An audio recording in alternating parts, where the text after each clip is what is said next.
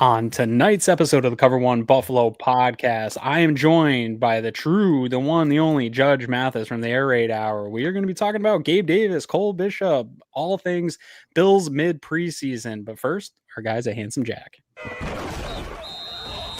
Broadcasting live to Bills Mafia Worldwide with Greg Thompson and Aaron Quinn. Welcome to the NFL. Doesn't matter what's happened before today. Today's a brand new day. It's a brand new season. Your number one podcast for objective Buffalo Bills coverage. No matter where you are, we got you covered.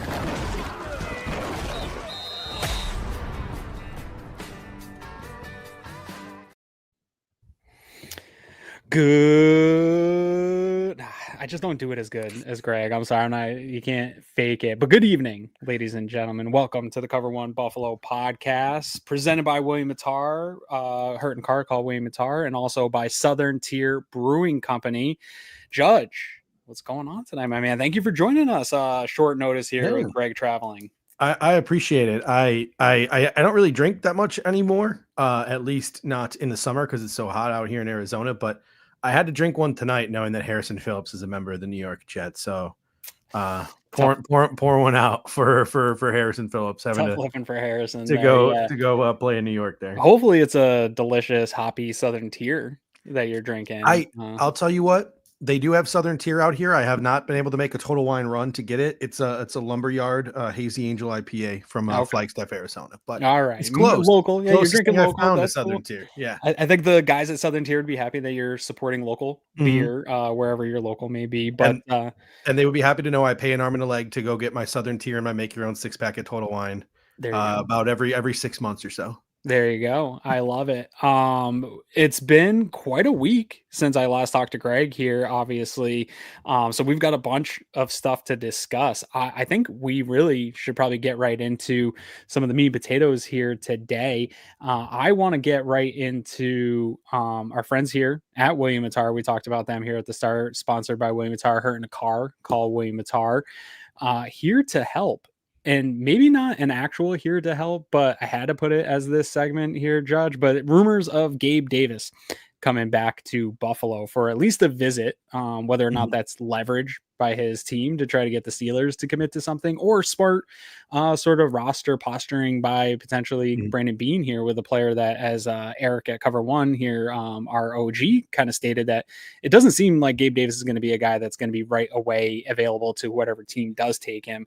It might be type of stash insurance player. So what were your thoughts when you saw that kind of come across the timeline? I know Gabe has been such a polarizing figure here in the Buffalo content niche that we're in. Where were you at? Well, I sent out a tweet the day that the day it was announced yesterday. That is, I guess. But and there was an astonishing number of replies. He's a very, very polarizing figure. Very polarizing. Yeah. I didn't see the vision at first, but then the more I've listened to some smart people, the more I get it. Like, what did we always want? When did we love Gabe Davis the most? We love Gabe Davis the most when Cole Beasley, Stephon Diggs, and Emmanuel Sanders were in front of him, right? And he's going to come here to Buffalo, and if he does get on the field, if he ever does play, it's going to be Josh Palmer, Keon Coleman, and Khalil Shakir in front of him. That being said, I think it might be a lot of posturing on his part. I don't want to read too much into it, but he was doing an interview months ago with Kay Adams, and she's like, a reunion with the Bills? And he was kind of like, like he was kind of very non-committal. His body language wasn't all that great, but that is what it is. I would prefer in a perfect world that the Matt Collins, like wide receiver 4 role, the kind of guy who gets after it in the run game, can get down the field a little bit, give you a couple of timely catches a game, play special teams, which Gabe Davis, I don't think he can do. But that role, I would love to see Tyrell Shavers move into that role. That would be great. And then I would love to see one of Curtis Samuel or Elijah Moore stand up and, be that gadget guy, that other guy, that fifth guy in the room to give us sort of that jet sweep guy, that other screen option, things of that nature, that speed element that we kind of lack a little bit in the room. But if it does happen, I'm definitely not going to lose my mind like some people might in the Bills Mafia community. Yeah, I love your point on Shavers. I have officially become a member of the Shavers Hive. I'd like to announce to the public that I've joined the Shavers Hive. But really, and honestly, like I try to really my shtick's kind of always pumping brakes on stuff, and I really always try to pump, especially on falling in love with guys in the preseason. Like it's just not something for me. But this has been something that's been a slow build with Shavers, in my opinion, and I think that he's done all the right things. And then you add in his pedigree of the past of where he was slotted as a prospect, and it seems like he's finally living up to those expectations of him early on. And sometimes that happens for some of these guys where development is something that takes time. We're going to talk about it here probably to end the show and talking about development and our patience for that type of development and expectations that meet players. He hasn't had high expectations so far in the NFL and has come in and just kind of put the work in, and that's showing up. And it's almost every time he's on a field, he shows up in some way. And I hate to be like the eye test guy, but he passes the eye test every time I see him. Even one of the balls, we'll get kind of to the Bills-Bears game.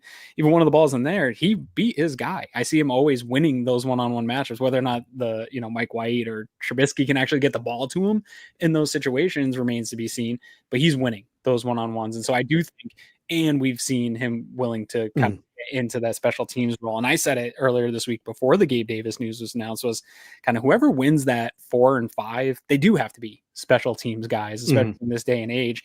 And that kind of makes it iffy on whether or not you bring back a Gabe. But again, with that injury, I don't know what that timeline for return looks like. And so in my opinion, say it's a guy that when you bring in, he has to go on the pup or whatever, he goes on IR to start the year, whatever his injury's at, you're not going to use him for those first handful of weeks.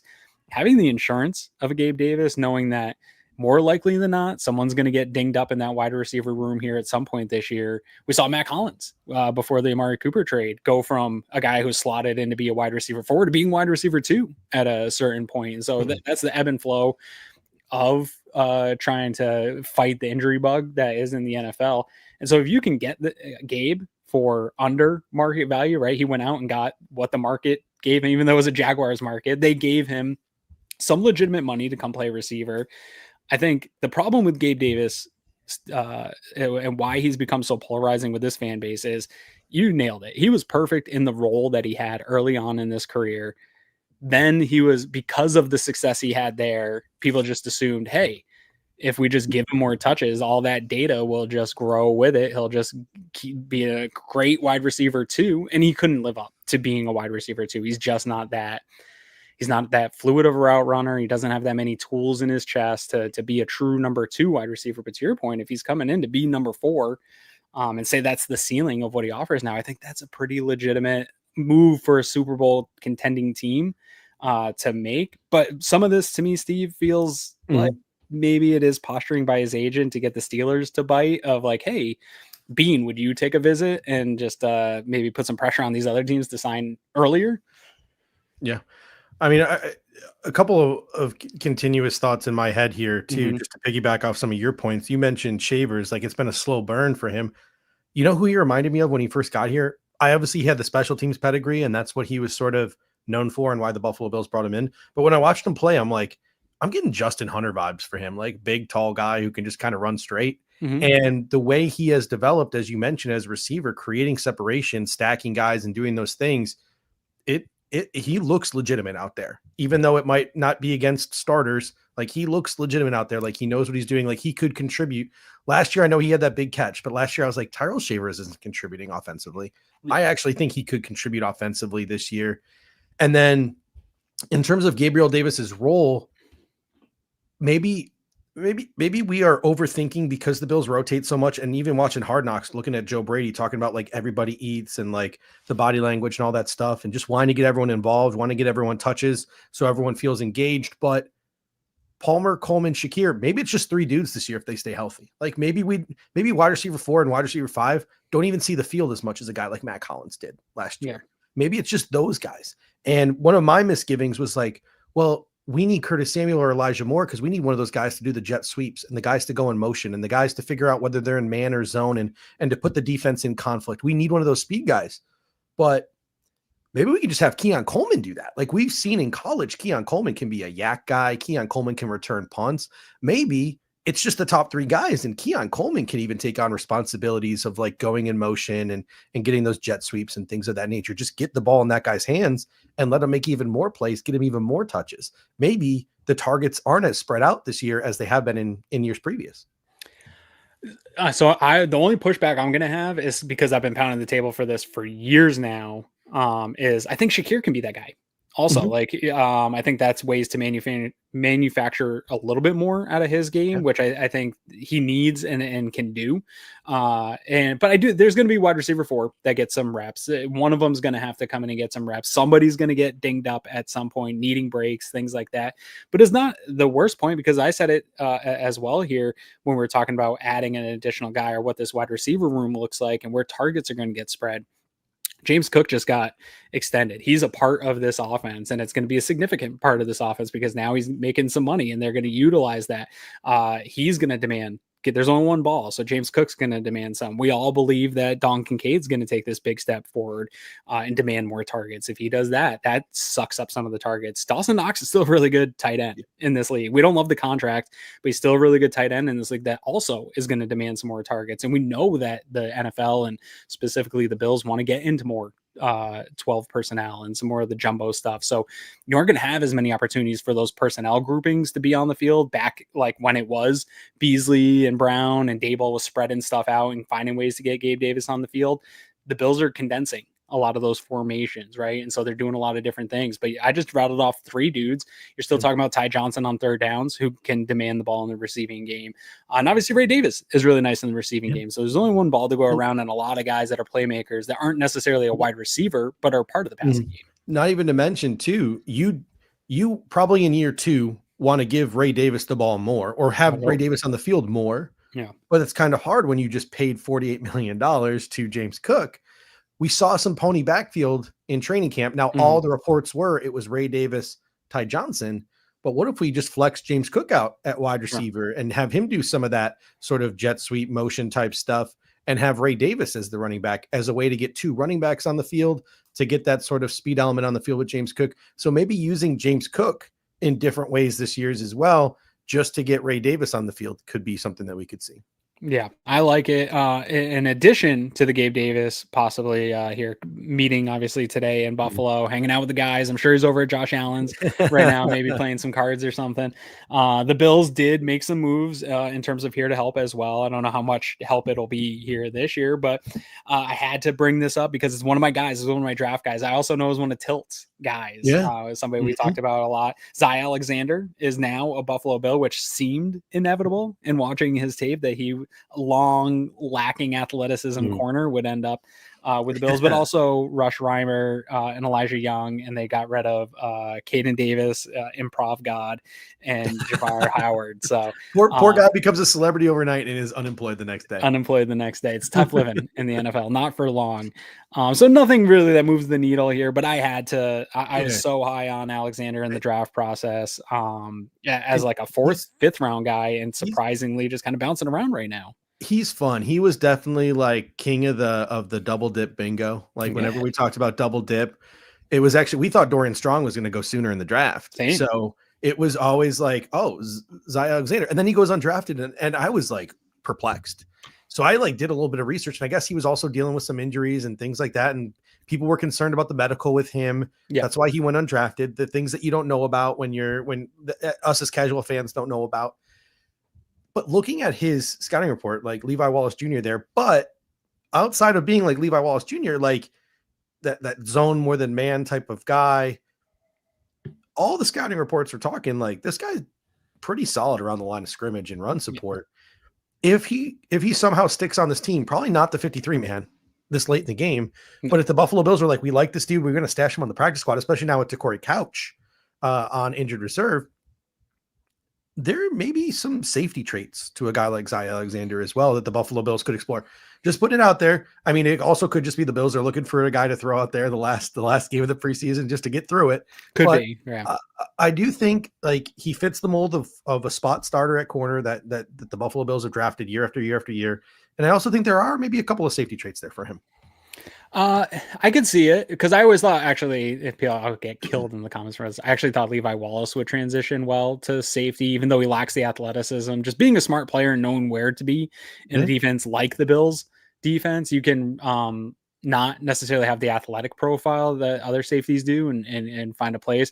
I love this as a practice squad stash especially because I had that like 4th, 5th round grade on this player. And obviously the medicals muddied up some of that for his draft, but I still think the player's the same from everything I saw. And Chris Trapasso had a really nice scouting report on him, but he said, one of the big knocks on him was the testing and the things like that. And he's a perfect example to me of you gotta kind of throw out all that data of the draft. Like I saw this dude compete in the SEC against some of the top wide receivers that have gone in through the draft the last couple of years. And yes, he lacks athleticism. Yes, he gets beat sometimes when there isn't a safety over the top, but like he had his hand in so many plays and he really stayed on the hip. And one of the things that I look for in, especially in college corners, because you don't see it a lot. You watch a lot of college, know this, a lot of guys are playing man. They're just lining up and playing man. You don't see a lot of guys playing some off zone coverage. And I think that's one of the bigger transitions for rookie cornerbacks is to come into the league and learn how to be. NFL's his own league. So you're going to have to play some off zone coverage at times. I think he's got that already down in terms of the comfort of playing off zone. It's just going to be a matter of, can he make up for the lacking athleticism? Can he get healthy with whatever this is going on and find his role? But I think it's a nice developmental piece that you were able to get this part of the season and hopefully be able to stash on the practice squad. So that's fun for me, at least. As Roy Collins is saying here, now I can have my new Levi Wallace here in the Buffalo Bills uniform. Dude, if you guys, I'm telling you right now, if he is like Levi Wallace, the coaches are going to love him and he's going to rise up that depth chart here over the next couple of years. So that's fun. That's good stuff. But unfortunately, we do have to have some conversations here because it is the preseason. We all had to sit through and watch it. Did you watch the whole? Oh yeah, Bills versus Bears game. I told Dave this on Monday's show. I'm the sicko I didn't want Ben Johnson to kneel down and end the game. Yeah. I want the Bears to punch it in so Shane Buechele could get like a half a 2-minute drill and to maybe get us some points. Like I'm that sicko. Something. Yeah, I just wanted something on the board. It was disappointing to say the least, especially considering what seemed to be the emphasis of Hard Knocks this week, and that was like effort and attitude. So for a team to go roll over in the preseason, like that was kind of odd. Yeah. Do you think going into this week, I was I'm a firm believer that I'm against the majority here. I think I don't love that the Bills leave the facility for St. John Fisher to go to camp. I think it's a lot. And then, but that's fine. They're going to do it. They like it. They all do it. But then to piggyback that with a trip to Chicago to play an inter-squad scrimmage and then play a game, to me, that just felt like a lot. And in a period of time where you don't need to do a lot and then you need to do extra. And I almost wonder if it got set up because of Hard Knocks, like to have a little bit more on the schedule and like be to the production, because to me, it felt like maybe that was a little too much. And honestly, they probably leaned a little harder into prioritizing the practice than the game. 100%. Or am I coping with that? Especially considering what the emphasis of Hard Knocks was. They probably spent more time on that inter-squad scrimmage or inter-squad practice than they did the joint practice than they did on the preseason game. The one pushback I will give you on the Rochester thing, though, that I did notice in Hard Knocks is I think at first the whole Rochester thing was regional. We got to regionalize the Buffalo Bills. We got to save the Buffalo Bills. We got to go to Toronto. We got to go to Syracuse. We got to go. Like at first, I think it started off as regional. And the one part of Hard Knocks that really stuck out to me was Connor McGovern's wife, turning to Connor McGovern, was like, "You MFers were gone for 2.5 weeks together in dorm rooms. Yeah. And the first night you're back, Josh Allen shoots out a text like, 'Hey guys, want to come over and watch a movie?'" And yes, the Buffalo Bills have been doing this for years and years and years, and they're known for that culture that they've created. And it's like, well, they're so tight knit. They don't need to go to St. John Fisher to be tight knit, but getting that tight knit community that they have and this relationship that these players have with each other, it had to start somewhere. And I do think that this started in the dorm rooms at St. John Fisher. So yes, maybe the Buffalo Bills don't need it now, but you got to think of like the next generation of Bills and the next iteration of Bills and the next iteration of Bills. They might need that training camp to build that culture that Josh Allen's group built with one another, to where they are literally like a family and they will go out there and like fight for each other and die for each other on the football field. Maybe I could see it. I mean, I definitely am a supporter of the culture, and I do think it's different here in Buffalo than a lot of the other teams, but I do look around the league and see teams successfully 100% fielding a team without going away. And to me, the advantage, they've invested so much money in the training facility and all the facilities at One Bills Drive that I hate to leave that when you probably need those facilities the most during the training camp period of time. So I hate that sort of prospect of that, but That's fine. There isn't a whole lot to touch on the game Mhm. itself. Obviously, we'll get into the safety conversation, so I don't want to dive too deep into that right Yeah. now. Outside of safety play, kind of just big picture, was there anything you saw that you liked? And two, what are some of the things that would actually be, in the context of they didn't play the Uh-huh. starters, right? Like there's not a lot of Yeah. context to take out of here. Outside of safety play, is there any concerns that drag into the season as we get ready? I am fairly confident that the Buffalo Bills are going to be able to marry the pass rush to the coverage on 3rd and longs this year. I think the guys that they drafted, you've seen flashes of it from TJ Sanders. You've seen flashes of it from Deion Walker. Heck, you've even seen flashes of it from Landon Jackson. I know, they have Dwayne Carter playing out of position, but I know Dwayne Carter can penetrate. I think the Bills will have a better time creating havoc in the pocket this year and making life easier for the secondary on 3rd and long. I think that is something that will happen. But and I'm fully supportive of the Buffalo Bills draft. I said that. I said that on Monday Night Show. I said it after the draft. I see the vision. I see the vision of every player they drafted. But you will always go back and you will look at other guys who were drafted after the guys the Bills drafted. And I still have concerns about their ability to stop the run if they can't stay healthy. If they can stay healthy, I think they can manage. But a couple of guys go down, and would you rather have Alfred Collins than TJ Sanders to sort of eat up some bodies and make it easier to stuff the run? Would you rather have CJ West to Deion Walker? Not both guys, but one or the other. The Buffalo Bills have literally gone away from drafting that one tech and have just looked for these penetrators. And even though Deion Walker is the size of you'd like to see, low man wins, and he's a big, tall guy. He's more like a Jordan Phillips type of guy. So watching the preseason so far, I think if healthy, this defense can be legitimate, like a top 10, like right hovering 8 to 12 type of defense. But I have genuine concerns if they can't stay healthy that they can stop the run. At least stop allowing all those back-breaking explosives. Because I need to preface that. Add a little context. Yeah, because they're good against the run. Statistically, they're good against the run. Yes. Yeah. Yeah, I agree. So this has been a tough evaluation for me this offseason. One, I do agree with your point about the draft. You got to look at that stuff. I just saw a clip of Joshua Farmer from Taylor Kyle's put out Farmer blowing up the run game all preseason long and a bunch of clips of it. And I was just like, man, I like that a lot. That looks awesome to me. Yeah. But it's so hard to evaluate these players. Even when we get to the safeties, it's super hard to evaluate them when the 7 in front of them is a kind of mosh of depth, different parts of the depth chart. But I'm really excited about that pass rush.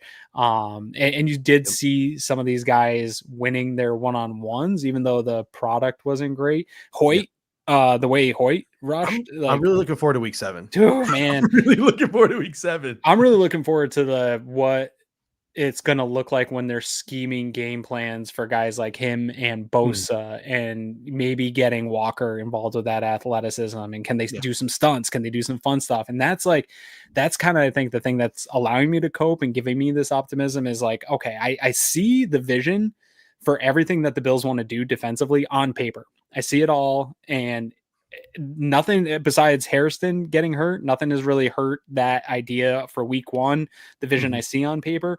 We just haven't had a chance as fans to really see that in any capacity here this year in any meaningful way. And so what you are seeing doesn't look great, and it's all disjointed and doesn't look good.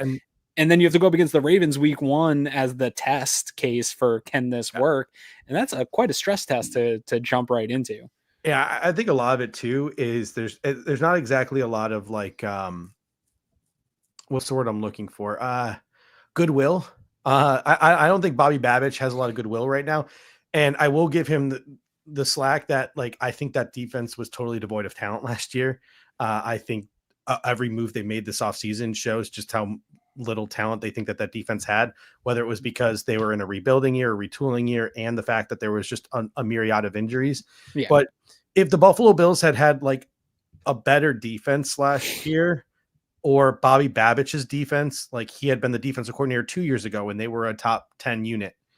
If there was like a little bit of a track record for Bobby Babich and we were struggling the preseason, people would be like, well, let's give it a chance. Let's give it a break. I think the unknown, I think, is what's making a lot of people sort of on edge, especially with a lot of these young players. Yes, I mean, one, it's the McDermott defense, Mhm. and like It's as the Ryan bad it's the Ryan Nielsen defense now. now, it could be the right, at least in We the got front. we got to get into that at some point. Yeah, well, and that is something that gives me hope, right? He has shown at least that in terms of not maybe as a defensive coordinator, but in terms Yeah. of being an assistant coach to get a lot out of a Mhm. unit. So that's another level of excitement for that defensive line. But even as bad, like we say, the defense wasn't very good last year. They were still 11th overall in DVOA, 13th in weighted. So it was still a top half of Yeah. and that was probably the worst year under McDermott that this Mhm. defense has had. So it's not great. It is trending the wrong way from previous years under McDermott because it usually hangs out in that between like 3 and 10 area. They've kind of been Mhm. hovering the last few years. So it's definitely worse than it has been prior, but I think to your point, there was a lot of context in there, right? A Matt Milano injury, him coming Mhm. back, Von Miller, having to deal with a limited rep count from him, obviously all the injuries at safety, all the different things. So there's a bunch going on there. But you're right. They emphasize that side of the ball. And so it is something I'm excited to see. It looked terrible here so far this preseason when you get to actually experience it against Yeah. another team.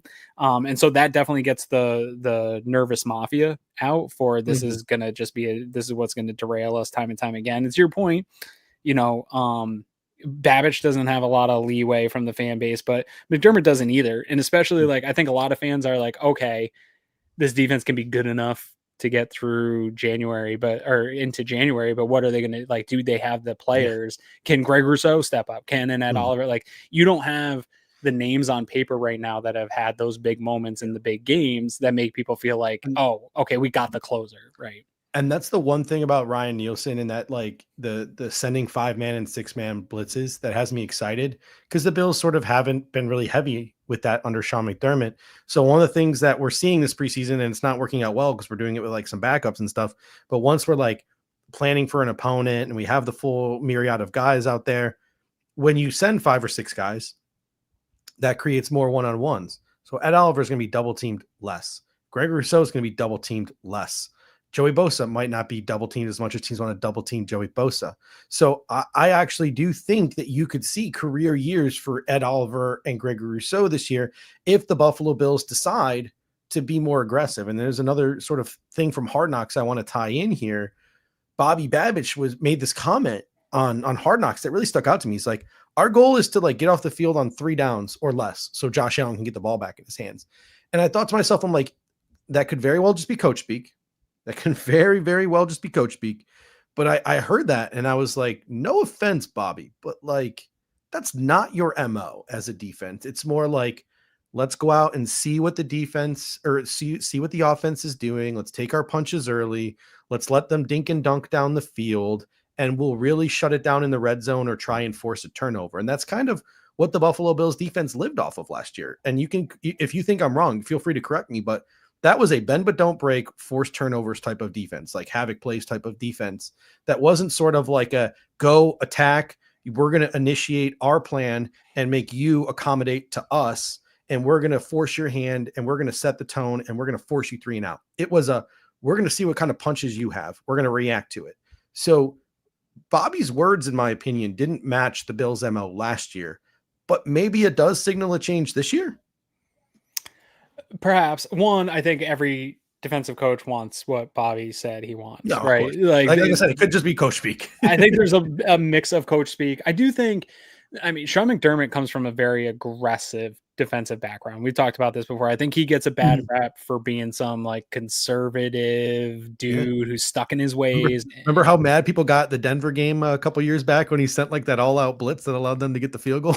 Yeah, I mean, he comes from that Johnson tree of Mhm. guys that are super aggressive, and he even showed. If you look at the difference between how Leslie Frazier ran this defense to when Sean McDermott had his hands on the call sheet to Babbage, Sean McDermott was much more aggressive in play calling and sending some blitzes, and even last year at training camp, I got super excited because the way Eric was talking about the safeties, bringing the safeties into the box and not sure who's coming. This is a conversation when I had Cody Alexander on, like big pie in the sky dream for me is you have a bunch of guys like a Taron Johnson who can blitz, Milano, Bernard, super good blitzers. I think DeMar Hamlin's actually a pretty good blitzer. I think Taylor Rapp's a really good blitzer. I think Cole Bishop should be, based on how I've seen him play. So you have all these guys that are options to blitz. The corners, I think are all good blitzers, and not allowing a quarterback to know. So you have a safety up at the line. You have Taron Johnson right there. The linebackers are in. Who is coming? And I do want to see more of that. But every year we think the Bills are going to do something new and dynamic and add a wrinkle. And they do add those things over time, right? Like they much more dime play last year. Eric and I were saying, you're never going to see the Bills play a bunch of dime. They're a nickel team. They add a little bit more dime. This might be a lot of that was, I think, not trusting the safeties too.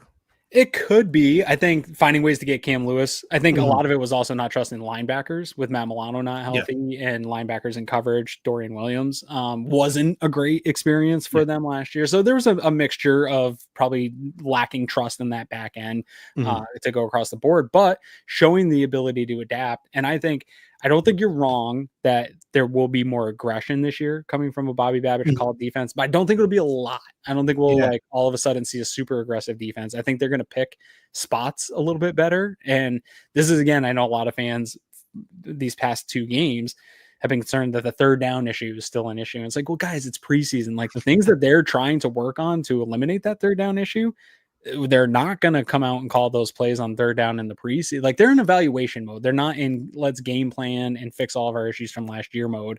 They're trying to figure out who's going to be practice squad corners and who are we going to keep and stuff like that. So they're trying to keep it somewhat base. And also Sean McDermott doesn't want to show that stuff here ahead of time. So I do think wrinkles are coming to this Bills defense. We haven't seen them yet. I don't know what they're going to be, but I think that's a good guess. A little Edge Oliver. Edge Oliver, Cody called for that, especially early in the season when Hoyt's out. If somebody gets dinged up at all, even Deion Walker too. I mean, you mentioned that earlier in the show. Like that dude can play edge. He can play edge, even if it's just stunts. That was something I was calling. I don't need it to be blitzes. It could be simulated pressures. You can bring up a bunch of guys and have some simulated pressures, and then show me a stunt and drop a lineman and send a linebacker. Like, just give me little.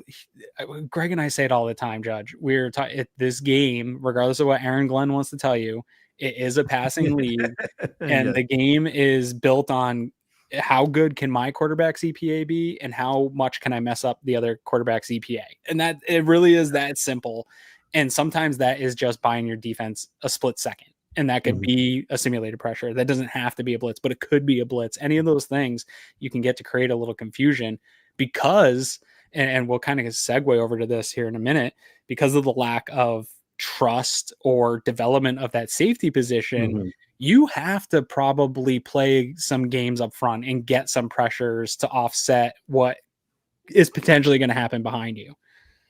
So let's dive right into it. This is going to be our Southern Tier Company Brewing Company's What's Brewing segment. And it's been part of the conversation here the entire night so far, is pushing it off to have this conversation about the safeties here after the last couple of games. It hasn't looked pretty. There's been bad moments for both DeMar Hamlin and Cole Bishop here coming up.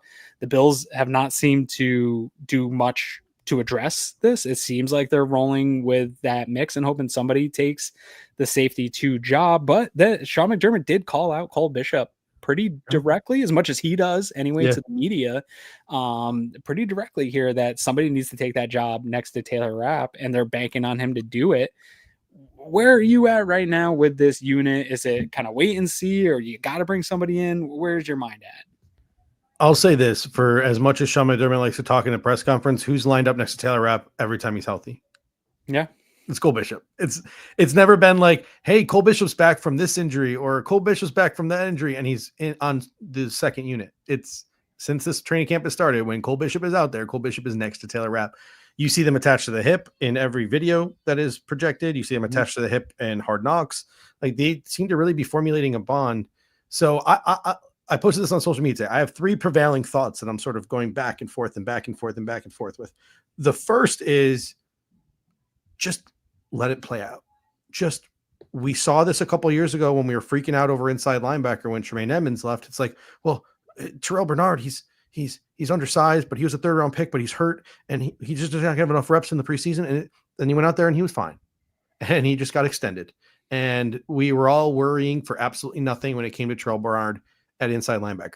Maybe that very well could be the place, what happens with Cole Bishop here, where he just goes out week one and, maybe takes his lumps here and there, but he's fine, right? He's fine.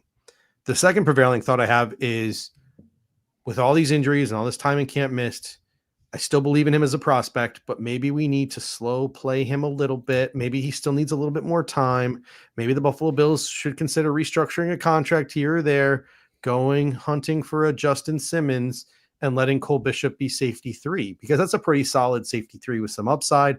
At some point, as much as I hate to say it this year, Taylor Rapp's going to get hurt. So then Cole Bishop can go insert himself into the lineup when that happens. And he'll probably still get his run this year, but he'll get a little bit more time to sort of rev up and get ready. And then the third prevailing thought I have is, no, right back to Cole Bishop. You got to play Cole Bishop. You got to see what you got, but maybe you'd like more of a comfortable safety net.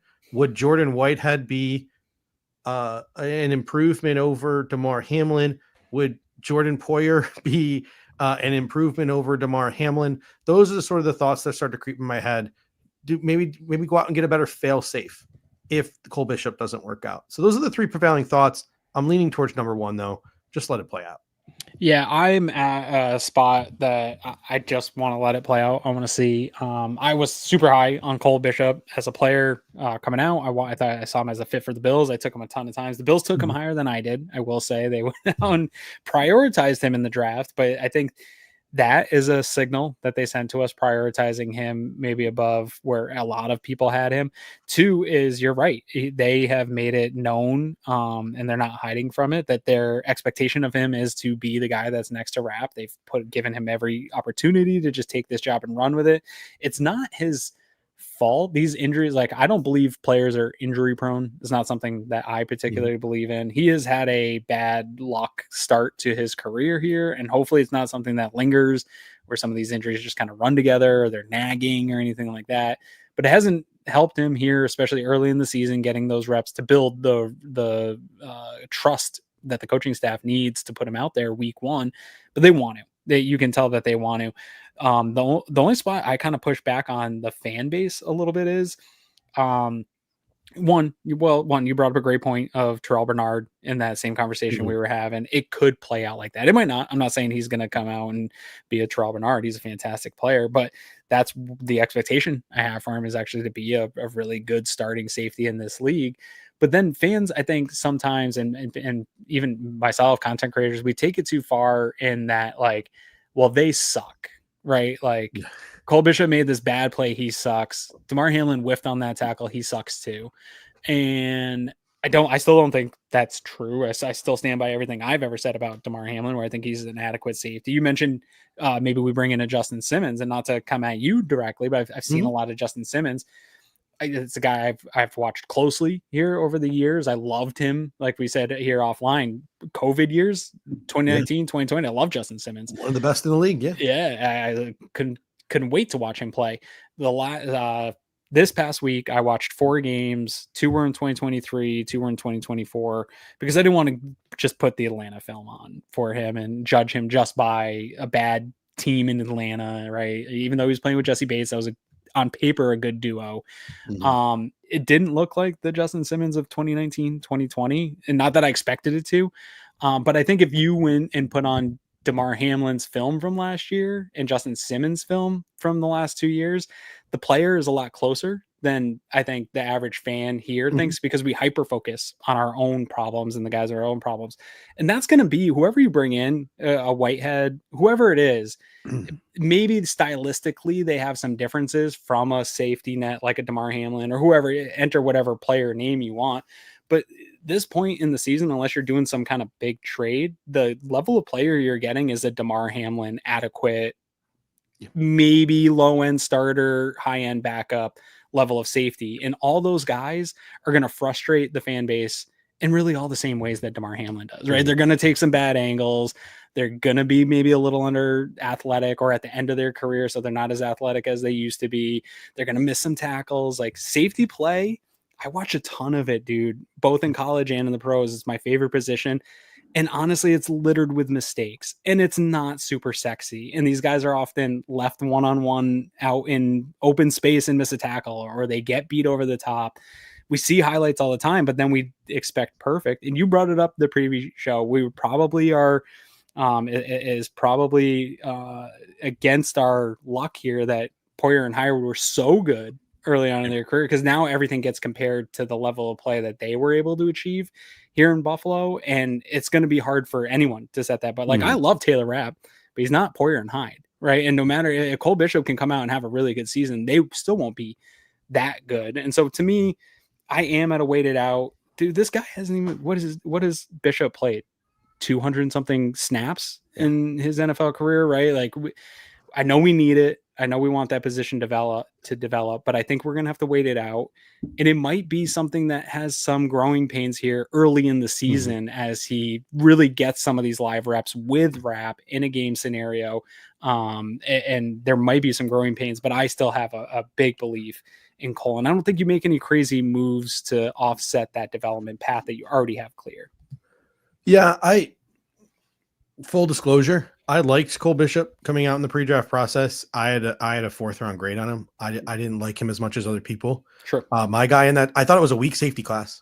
And I thought the Bills reached in a weak safety class. I thought the best safety in that class was DTD, Darion Taylor Demerson, went to the Arizona Cardinals. And by all means, he hasn't really done anything yet, but he's behind Budda Baker out there in Arizona. So I'm a little lower on Cole Bishop, but I will say, I see, again, even though I have a disagreement with what Brandon Beane did, I still see the vision and I still support the vision. Like, I understand with Cole Bishop why they drafted the guy that they did. I think he's a little bit better at the line of scrimmage than he is, out in center field. And that was my biggest concern. But like, what safety is good in center field? When you find a safety that's good in center field, chances are they're probably not very good at the line of scrimmage. So you're just going to have to sort of pick and choose your battles when it comes to the traits of the safeties you're looking at. But I will say this, it's going to be Cole Bishop week 1 if he's healthy. Like, I everything that they've done in training camp points in that direction. Everything they say, even with Sean McDermott, what he said, what Bobby Babbage said is like, it's progressing. It might just not be progressing at the rate we want it to because of the injuries. It will be Cole Bishop if healthy week 1 at safety. The combination of him and Rapp, if they can stay healthy, will be the highest ceiling safety play we've had probably since, I don't know, like the 3rd to last year we had Hyde and Poyer. Like, that'll be the highest ceiling we've had at that safety position since then. Yeah. And the kind of back to the Hyde and Poyer conversation too, I think is part of this conversation. I tweeted it out earlier, and it's not an apples for apples comparison. I understand this, but the Bills acquired Jordan Poyer and Micah Hyde 4 and 5 years into they were both 5 years into their career. They were different ages when they got them, but they were both, I think, 4 or 5 years into their career. So they already had development that we didn't have to see, that we didn't have expectations associated to. And when they came into Buffalo, and they were good quick. Like, they were good quick because of that. They got good quick. Well, and the Bills had the benefit of having Poyer's coach on staff who was like, hey, this guy's a thing. Like, they also had the benefit of no expectations. No expectations. And so that's why I do think that some of this conversation is pressure from the fan base of a team that's Super Bowl also the team at the time that they came onto was just trying to make the playoffs. Like, we were just trying to be decent enough to be a wild card team. And then the next year it was like, just go out there and have fun, guys. Just go out. The expectations were not on this team of like, hey, this is a Super Bowl caliber team, and the defense is the issue. And if we don't fix that, Josh Allen's never going to win anything. So the optics alone on this safety room are entirely different. Them having to develop real time, baptism by fire is different than we had from Jordan Poyer and Micah Hyde. And it is going to take some time. I don't think Cole Bishop will come out and be a all pro safety this year. If he ever hits that ceiling, it's going to be 2-3 years down the road here as he really finds himself in this position. I don't think he's going to jump in right away. And I think so many times we just expect, because Sean McDermott has had success, he's gotten more out of less. And even to Damar Hamlin, like Damar Hamlin probably benefited from Sean McDermott's wizardry and having a defense that protects the safety position a little bit at a time. Like, he's a perfect fit for this scheme. And so I think, we look at a Poyer and a Hyde, they weren't superior athletes. They weren't guys that everyone was knocking down their door to sign. They didn't come in with huge expectations. I think the average fan wasn't really sure who they were. I think most people kind of knew of Micah Hyde, but not a lot of fans knew who Jordan Poyer was when they signed him. He had a hot girlfriend. I remember that being the thing. Everyone was like, "Oh my God, his girlfriend's an Instagram model. This is awesome." But then his play kind of rose I don't think above she's real.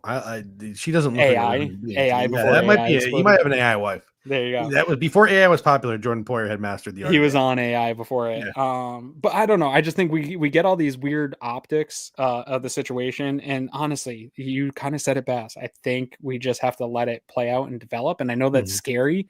Again, especially with the Super Bowl caliber team hanging over your head and Josh Allen's career kind of focus. But there isn't a team out there that's perfect. There isn't a team out there that doesn't have issues. I'll tell you right now, Kansas City has issues at safety going into the season. I don't think they feel super great about their safety play right now going into the season. They've got some holes on their team too.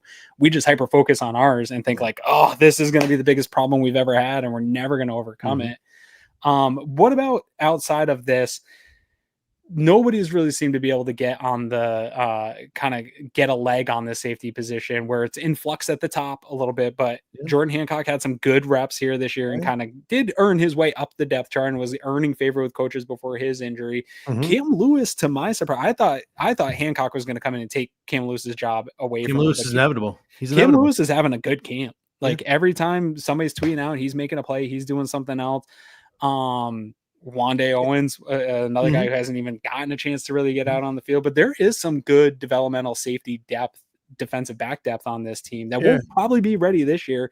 But what do you like about that group, and can any of them kind of find their way into maybe even getting DeMar Hamlin out of here? I think that there is a chance. I think that, and again, the injury hurts a little bit, but I really do think there's a chance. Like maybe the Buffalo Bills decide to cut ties with DeMar Hamlin on August 26th, and they keep Jordan Hancock and Cam Lewis because they like the flexibility of both of them. And it's not. I don't know many teams that are going to come knocking down the door for DeMar Hamlin. The Bills maybe think that they maybe be able to sneak him onto the practice squad. They could. I think that's a low risk. That's a low chance of happening.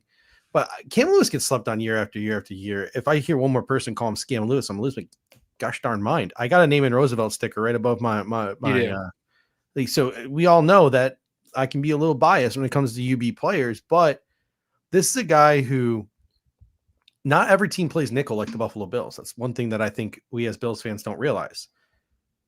I don't understand what NFL GMs are sleeping on. Cam Lewis is a starting caliber nickel in the National Football League. Like, I'm not saying he's a top 15 nickel, but like he would be like a top like 15 to 25 nickel in the National Football League if he were if GMs would wake up. Like this guy, whenever Taron Johnson goes out, makes plays. He was even playing well in the Minnesota game before the whole Justin Jefferson thing went down. Like this is a good player. He contributes on special teams. He can play nickel. He can play safety. Like he's a good player. I think there is a chance, and the injury does hurt, that he could usurp DeMar Hamlin as safety 3. That's number 1.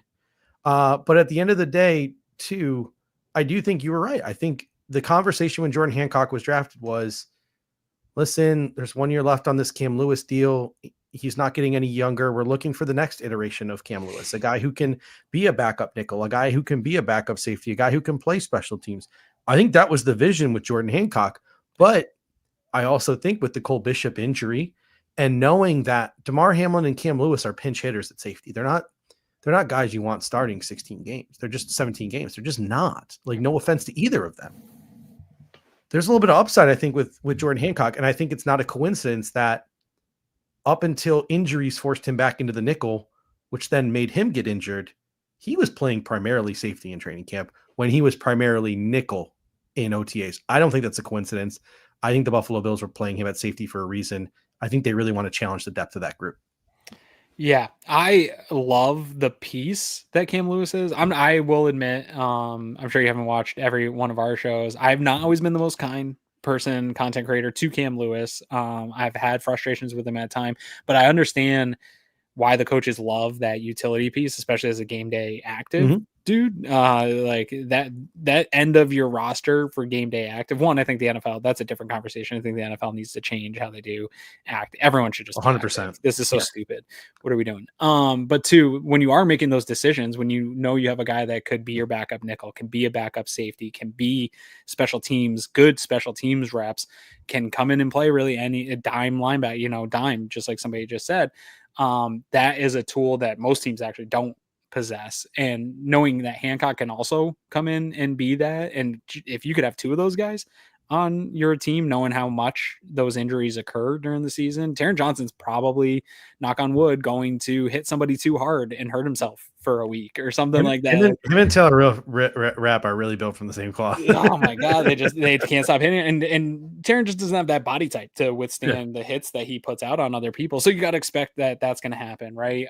You got to expect Rapp's going to get hurt. So there could be a scenario in a game where you come into a game this year and it's Rapp and Taron. God forbid something happens to those guys, and you could have potentially two players that could slot in there. I think that's a real weapon for a coaching staff to have that type of versatility at their disposal. But interesting stuff, obviously, to keep an eye on. But I do think here, as we approach that Ravens game, this safety conversation isn't going to go away. We're probably not going to see much. I think they will play those. I think they'll play Hamlin and Bishop throughout this next preseason game. But I still don't think, without the right starters ahead of them, we're not going to get a true evaluation of maybe what these guys are actually going to look like here going into the year and who's going to take that job. I don't think we're going to see any movement.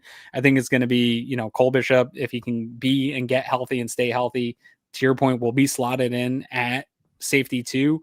I don't know what's going to happen with Damar Hamlin, but I don't see anything like any major big shakeups coming. I think they're going to kind of just ride this out and hope the plan works. I think the boundary corners could end up seeing. I almost think Maxwell Hairston to IR is inevitable at this point. I just think has to be, right, from a roster construction standpoint. And then it becomes like, is it Dane or is it Jamarcus? And then they're gonna or Dorian. You got to throw Dorian in. Like, there's a lot of decisions to be made at the back half of that secondary, and a lot of them are going to sting. And I think the Buffalo Bills are just going to be playing the game of hoping and praying that they can get those guys back on the practice squad and have them as a fail-safe option. But when in doubt, in my personal opinion, when in doubt, you go with the youngsters, right? I want Dorian Strong and I want Jordan Hancock on the 53-man.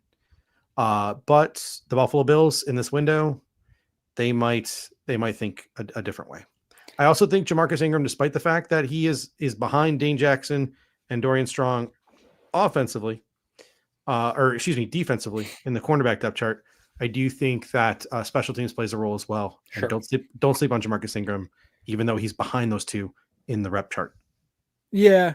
The rep chart's weird this time of year too. Like, the coaches, I think, know what they have in some of these guys, so they don't necessarily need to slot them in a particular way or whatever for the depth chart, and they want to look at guys in certain ways. But I know the coaches like Ingram a lot, and that's when you say, you defer to the young guy. I do understand that, especially from a roster building standpoint, right? You want to get these young guys developed and make them part of your 53-man roster as soon as you can. Obviously, that's the way to build a team for long-term sustainability. But I do understand the coach's perspective of, like, as much as fans don't love a Dane Jackson and he did not look good against the Bears, players like that earn the trust from coaches from having done it in the past and having done it with those guys and gone into battle with those guys. And so the young guys have a bit of a battle to earn that trust from the coaching staff. But the nice thing is a young coaching staff with a lot of new faces and a lot of new parts that will maybe haven't had those battles with Dane Jackson. And the DB's coach wasn't here when Dane Jackson was cornerback too, so he doesn't have loyalty. And those are the people, really. Sean McDermott ultimately is making the decision, and Bobby Babich, but the position coaches are the ones that kind of manipulate that depth chart part. Like, the rotation for the defensive line is going to be a Nielsen West, more Nielsen than West, but a Nielsen West kind of decision of how that rotates. The shadow D-line coach, Yeah, absolutely. So anyways, shout out to our friends at Southern Tier Brewing Company. That this What's Brewing is going to be fermenting and brewing here for a while within our Bills talk, within our Bills fan base. And it might not go away this year. But at the end of the day, it will be delicious. It will be delicious, just like Southern Tier is. All right, man. I've taken enough of your time. You already did a show this week, so I do appreciate you coming Thank out you. to hang out with me tonight in absence of Greg. Tell the people what you guys talked about this week, where they can find it, and what else you guys have got coming on. I got two more takes I want to get off my All chest right, yeah, do it. before we Here we get go, out buddy. here. Instead of what we talked about, I'm gonna give two more takes. Number one, I think we're sleeping on the depth of the linebacker position in terms of who makes the roster. I think Okay. Buffalo Joe, like everyone wanted to harp on Buffalo Joe after that preseason game, but if you watch Hard Knocks, I think you see how much the Bills coaches love Buffalo Joe. I think They do. Buffalo Joe is safe. But if the Buffalo Bills do keep 6 linebackers, which I think they are going to do because they always seem to, don't sleep on Jimmy Caro. Yeah. And don't sleep Alright. on Keontae Jenkins. I know he got hurt, but don't sleep on them. It seems like Edifon Ulofoshio is off the Bills' radar at this point. Don't sleep on those two to be the surprise roster makes for Okay. special teams, because we're sleeping on special teams, right? Sure. And then number two, Deion Dawkins is a vibe. We all know Deion Dawkins is a vibe. I buy into it, I think, less than other people. Like, Deion's got his shtick and everyone loves it. And I love it too, but like, I'm not like obsessed with it like other people. But I loved on Hard Knocks watching the interaction between Deion Dawkins and Austin Booker. That was the highlight of Hard Knocks for me. I don't know about anyone else, but to me, that was the highlight of Hard Knocks. Watching Deion go to a young player from an opposing team and saying, "You look different. You are different. You need to go out there and do different things. I am here for you. The next 2 days, you come to me, you ask me whatever question you need. I'm going to make you the best version of yourself." Like, seeing that from Deion Dawkins was absolutely incredible. It just speaks to the person he is, like beyond that facade of like the jokester and the guy who doesn't take things seriously and all that stuff, like is truly just an awesome human being. So I really like seeing that from Deion Dawkins. But if you liked anything I said tonight, like even one of the 50 things I said tonight, Monday nights, 9 p.m., Tilt is really the one who makes it worth your time, not me. I'm just kind of there. I do love some Tilt. Charlo, thank you. Appreciate that. So tune in on Monday nights. We love to interact with the comment section and we love to have a good time. And we like to talk about Buffalo Bills football. So we do the pregame show in season and we're always live Monday night, mostly just parroting your guys' takes from the postgame show. Just a worse version of that. So if you guys ever want to tune to that, we would really appreciate it. I do like that take. So I'm not the biggest like Deion Dawkins stan in terms of his personality. I do like his play. I love his play. But yeah, like his shtick and stuff's not for me. And that's okay. It doesn't need to be for me. Plenty of people love it. But that did also stand out to me. And I think we as fans sometimes forget about like the brotherhood of NFL. Like we expect these guys to all hate each other and want to like rip each other apart. But it is I do want Ed to hate Joe Thuney. I really wish those two didn't like each other a little bit more. Yeah, but Joe Thuney's gotten the better of us in the playoffs a little too many times. Yeah, he's a good player. But there is a camaraderie of the shield of the league that we don't always see as fans. That is true. And I love that way he is embracing being a vet of like, hey, I would love to help you get better. That is super cool. But that also tells me, I think that is part of the culture that has been ingrained here in Buffalo. I'm sure that he probably picked that up from guys that have been through this building, some of the ex-Panthers that were signed, that everybody was sick of seeing Panthers come sign through. I think that is the kind of culture Sean McDermott has built here in Buffalo, and that's cool.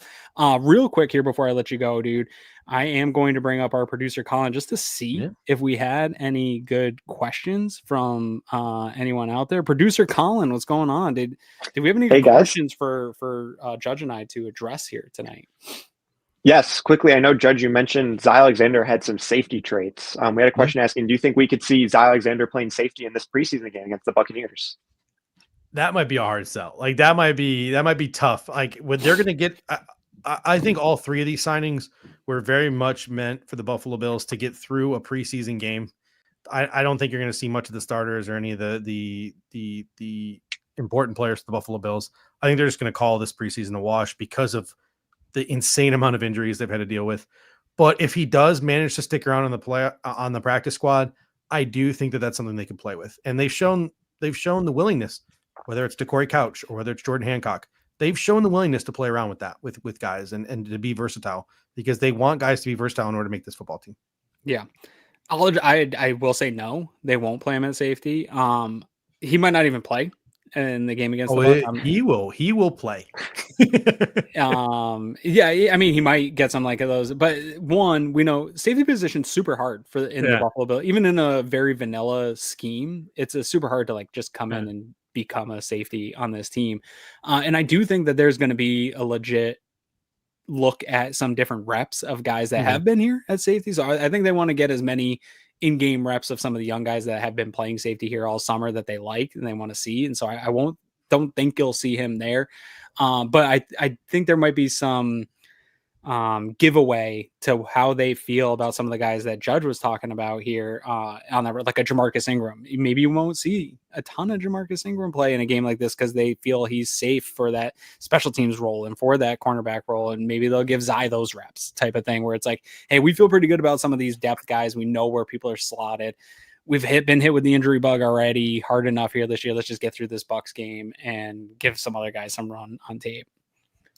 And I will say this too, Aaron. I can speak from experience with my guy Deion Kane. Anyone who follows me on social media knows I would love me some Deion Kane. Even if Zai Alexander doesn't make his way back to the practice squad on August 27th, sometimes if you really love something, you got to let it go. And if it comes back, it was meant to be. It'll be meant to be. It was meant to be. I agree. And then we had one other question too. You guys were talking about, I know Gabe Davis coming in for a visit. A mention of Amari Cooper too. Is that someone you'd be interested in kicking the tires in at this point, especially compared to a guy like Gabe Davis coming back? Or how do you guys feel about bringing another wide receiver that has experience in our system like Amari versus Gabe? I'll jump into this one first if you don't mind. I think Gabe is one. I think they're two different players. Two, I think Gabe would be more willing to jump back into wide receiver 4, right? Like he had that. He was probably asked to do too much in Buffalo, but then Wynn got some money, came back. He's still being paid by the Jaguars, so he doesn't need to come in to be wide receiver 2 anywhere. I know Amari Cooper probably in his heart knows he's not Amari Cooper anymore, but I don't know that Amari Cooper's going anywhere to be wide receiver 4. Maybe I'm wrong. Especially when you're asked to do what wide receiver 4s are asked to do, get after it in the run game and things of that nature. I mean, if you're Amari Cooper, do you even want to come back to Buffalo at this point? Definitely. Like, you're probably waiting for a team, and even if it's just the Buffalo Bills, you're just waiting for a team with a good team with a rash of injuries at that position where you can go and you can just be Amari Cooper. But yeah, if you're Gabe Davis, man, Trent Baalke, I don't know if Gabe Davis is married, but when he does get married, Trent Baalke should probably be his best man at this point. Like, he's probably definitely deserves a wedding. Penny for that wedding. Yeah. Colin, while we got you up here, though, all that conversation about the safety talk, what do you feel for the safeties of the Buffalo Bills? Do you agree with what kind of Judge and I were saying, that it just kind of play it out and let this develop? Yeah, I think so. I think it was a really good point bringing up Terrell Bernard, how it was kind of a similar situation with off-ball linebacker a couple off seasons ago. And then you just trust Brandon Beane's draft evaluations, and the third-round pick steps in and performs more than adequately well. He was arguably at an all-pro level in his first year as a full-time starter. I don't know if Cole Bishop is going to be quite at that level right in the beginning, but between him and you guys mentioned Cam Lewis, and I was really high on Derek Forrest, who we signed this offseason. I know that signing maybe hasn't gone quite as some people had the hopes for, but between either waiting and see with Bishop or having Lewis and Hamlin in the wings as backup options, I think at this point in time, you got to kind of wait and see. But, you know, the trade deadline, it could be an asset for the Bills to look to add to safety if that plan doesn't pan out. I like it. I like it a lot. Well, fellas, thank you everybody for joining us here tonight. Like Judge said, you can find him on the Air Raid Hour Monday nights at the Air Raid Hour, or is it the Bills guys? What's the handle? Bills guys. We got the cease and desist. We got the cease and desist from the Bills years ago. So we are no longer allowed to call the podcast the Bills guys, but the Twitter handle is fine. The Twitter handle is fine. So it is still at the. I struggle because every time I'm like looking for you, I just search Air Raid Hours, and then I'm always like, oh yeah, they're the Bills guys. I would change it, but the word Bills really helps us with the algorithm. It looks nice. You can find them at the Bills guys. I'm not responsible for anything Steve tweets. Just 100%. I'm not even responsible for what I tweet. That's right. Does Tilt ever get? Do people ever think Tilt's running it? At some point, I probably should take his face off the profile picture because, like, all the time. I think one of every 100 tweets is probably his. I could see that. I get a lot of grief, not as much anymore, but in our past, when we would like go at it with people through the main account of Cover One, people would be like, "Are you running it? Who's running it?" And I'd be like, "Dude, it's not me. I barely run my own account over here." People send me screenshots from like Ty Dunn's Go Long Discord just talking shit about the Air Raid Hour account. Like I love it. Like it fuels me. You definitely get. And I've actually me and Ty have squashed the beef. I love Ty, but Tyler, cool, yeah. yeah. But I just when people will randomly text me like screenshots from their like discords of like this or that, and they're just talking shit about me. I just want you to know it fuels me. Yeah. It fuels me. I've It got only some of makes me those people stronger. out there. There's a couple of networks out there that are, do you hear what that dummy Quinn said again? So if you're not getting hated on, you're probably not doing something right. So you're doing good work out there, man. But anyways, guys, I won't take up any more of your time. Everybody out here that came to watch the show live, appreciate you guys. Hit that like, hit that subscribe. It means a ton to us. If you really want to participate and help out Cover One, go to cover1.net/1pass, become a 1Pass member, join the Discord. Now's a great time. You'll get it for the full year. So you'll be throughout this season, all throughout the off season next year, and you'll be able to join right back up before the season again next year. So it's a really good way to help us deliver the content that you guys love to see. It helps support all this content that we're out here making for you guys. So that's the way to do it. But if you don't have the money or can't afford to do it or don't want to hang out with us in Discord, one thing you can do is hit the like, is hit the subscribe, is just tell your friends, hey, I listened to this really cool Bills podcast or a couple of podcasts. You should check it out too. That word of mouth really goes a long way to help us grow. We are a truly independent network out here, just trying to make good content for you. And so I'm not scared to beg you to share that with people on all your socials and with all your friends. So appreciate everybody coming out tonight on behalf of our producer Colin and Judge Mathis. And you know what? On behalf of Greg Thompson. Love you, Greg. I am Aaron Quinn. This has been Cover One Buffalo, and we are out.